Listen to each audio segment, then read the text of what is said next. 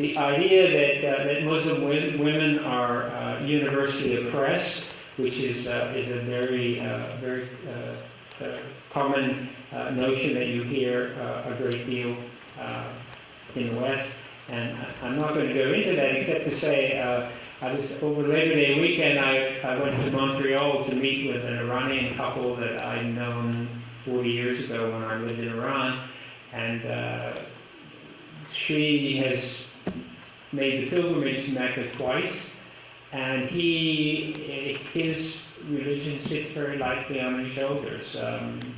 She's gone with female members of her family, and he, as far as I know, has no intention in the near future anyway of making the pilgrimage. So this kind of domination, male domination, is no doubt found occasionally in places, but is not omnipresent in Muslim households in Islamic communities.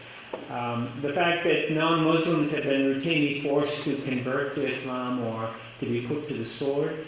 I can just think back historically, the Muslim forces conquered Egypt around 640, 642 AD, and the majority of the population of Egypt was Christian and Jewish until the year 1000. So for 350 years, there was a slow ebbing of the population, a slow conversion to Islam, but the population, the majority of the population of Egypt was not Muslim until after the year 1000. And then finally, and I've emphasized this before, the notion that all Muslims are the same, and so there's no room for diversity within the Islamic community. And what I've seen, different communities I've lived in and visited over the years, tremendous amounts of diversity and very, very complex lifestyles and so on. Now, I wanted to shift and focus on the movement of Muslims to the West, because for centuries, Muslims tended to live within Muslim majority communities. They did not live in Europe for many centuries. And then in the last century, after beginning in the 1960s really, Muslims began to emigrate out of countries, usually because of domestic disturbances and so forth. They began to leave their homeland and to come to Europe and to the United States. The reason it was so, it took such a long time for Muslims to leave Muslim majority communities was there was a serious question: can a practicing Muslim live as a Muslim outside of an Islamic community? And for a long time, and some religious scholars, members of the ulama, said no, you have to live within a majority Muslim community in order to practice your faith, and so on. And it took a long time for for changing interpretations and so forth, so that Muslims felt comfortable living in where they would be a minority, and sometimes a very small minority. And of course, Europe, and we hear a lot about the rise of Islam in Europe. The growth of the Muslim communities in Europe, particularly in Western Europe, is tied very much to the development of imperialism. And if you know, for instance, where the British and the French and the Dutch, if you know where they had colonial states and so forth, you know the nature of the Muslim community amongst them. For instance, in the Netherlands, the largest component of the Muslim community in the Netherlands comes from Indonesia, which was a long time colony of the Dutch.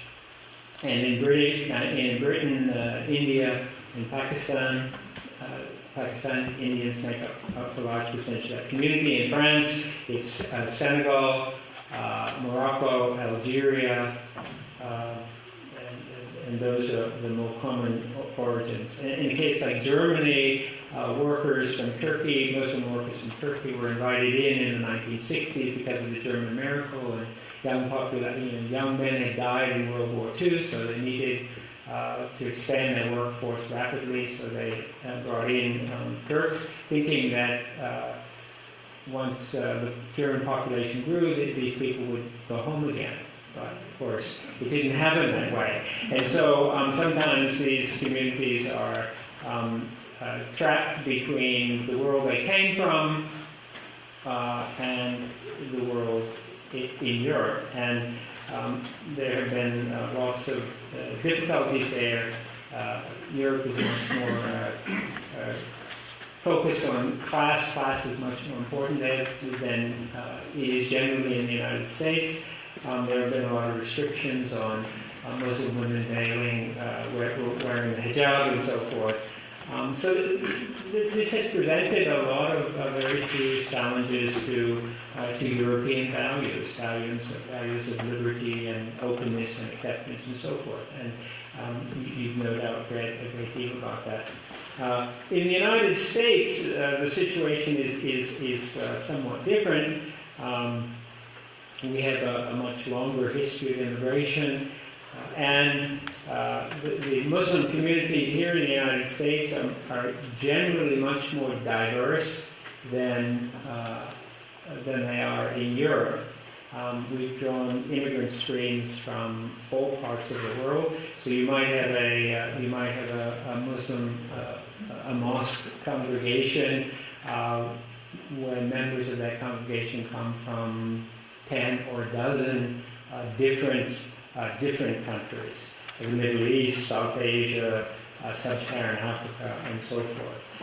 And also Shia, who are generally a minority throughout the Islamic world. They are a small majority of the Muslim population in the United States, and that's because most of at least Muslims who have emigrated to the United States have come from Shia-dominated communities. So, for instance, they've come from Lebanon, Iraq, Iran, Yemen, and these are all largely Shia-dominated Muslim communities and so on.